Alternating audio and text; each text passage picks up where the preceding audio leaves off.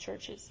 And the missionaries who invited me to come here, worldwide youth camps, they go, well, you know what, since it's Russia and you're single and you don't have a house and car, so you don't have pretty much official reasons to go back to Russia, then probably you will not be issued a visa because they will think that you're going to get married there.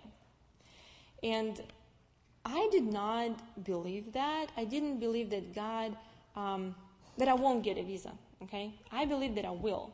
And the reason why, it's, I imagine that God took out of Egypt about 3 million Israelites. And I thought, he can take one Siberian and, place it in America. What's the big deal? So, nobody around me believed that.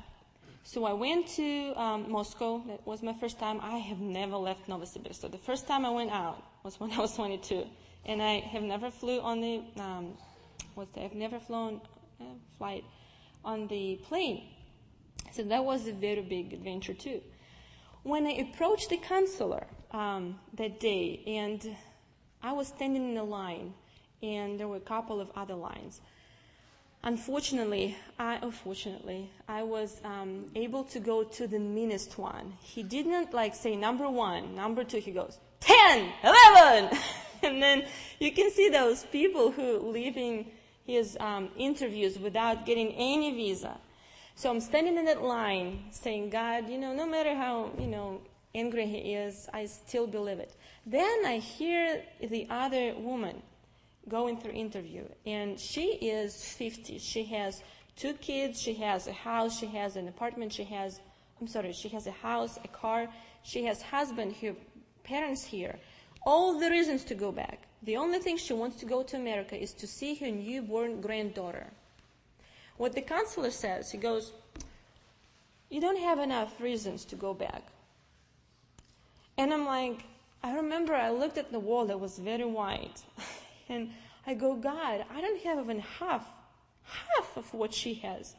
And the counselor said, well, then your granddaughter has to sort of grow up and go to Siberia and, you can meet.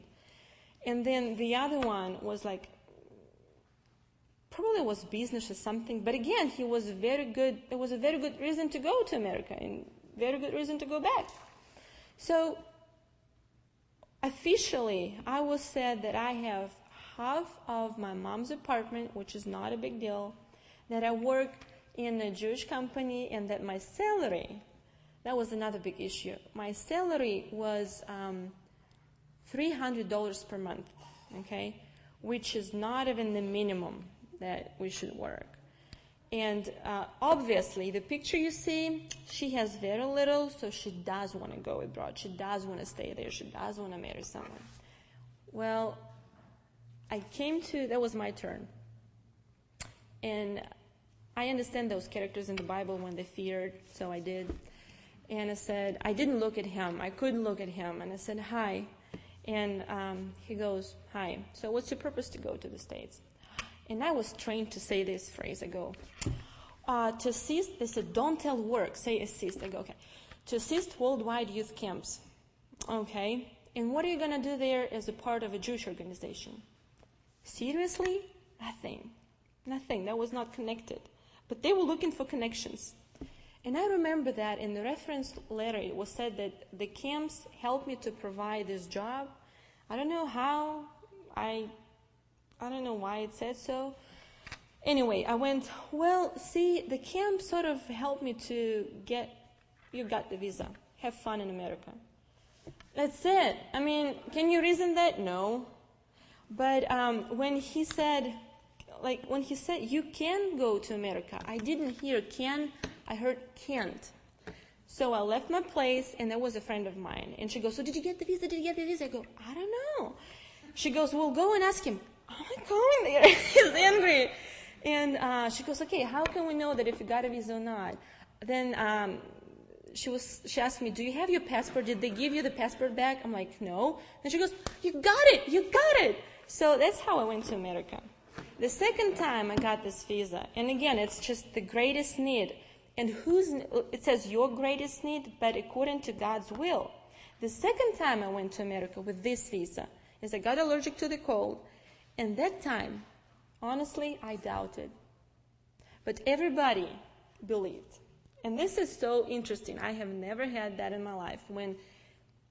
Remember this story? There was a paralyzed man and 4 friends brought him and he was healed. This is what happened. Because I was ready to go back. I was ready to freeze in this winter. I was. But it wasn't God's plan. When I approached the consul at that time, he was very, very handsome. He had a very beautiful green tie. So I was looking at the tie.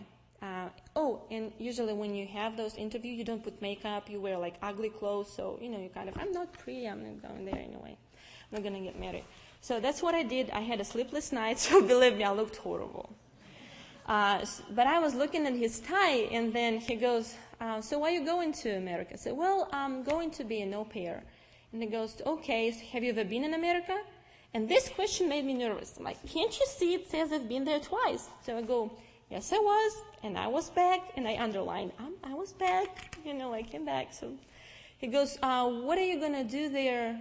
What will you do here in Russia when you are back? And my letter said that I still work for the language school. I used to work, but I was not going to work there. And I didn't want to lie about that. And if you fail this question, if you say, well, I'm leaving my job, I don't know, they will not give you a visa. So when he said, so what are you going to do there? What are you going to do when you're back? And I'm like, okay, I'm thinking, I don't want to lie, but I want to tell him something that will be just enough to get a visa. And I go, well, you see, and he gave me a smile, and I can tell you, his smile said, okay, don't lie to me, get visa, have fun.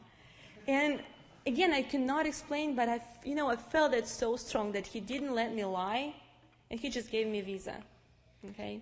So I'm telling you, in the moment of your greatest need, God will provide. And the last thing I want you to remember is we serve a living God. And this is so true. I cannot emphasize enough how much our actions speak more than our faith, and how much actions speak more than our words. So God is not just saying that I'm loving you or I love you and does nothing. See, He provides. And then He takes care of you every day. He sends those, I call them smiles, like a sun, a squirrel. And for me, like pulled pork. I love food, so anyway. So He sends those smiles, and He is acting, He is living. And this is what our faith, if we want to please Him, and you remember that He doesn't like warm, right? He likes either hot or cold. So then fan and stir these fires that you have for Him. And, this love, let it be acting love and not just love that can, how do you say that? That can just watch and that's it and do nothing. Okay?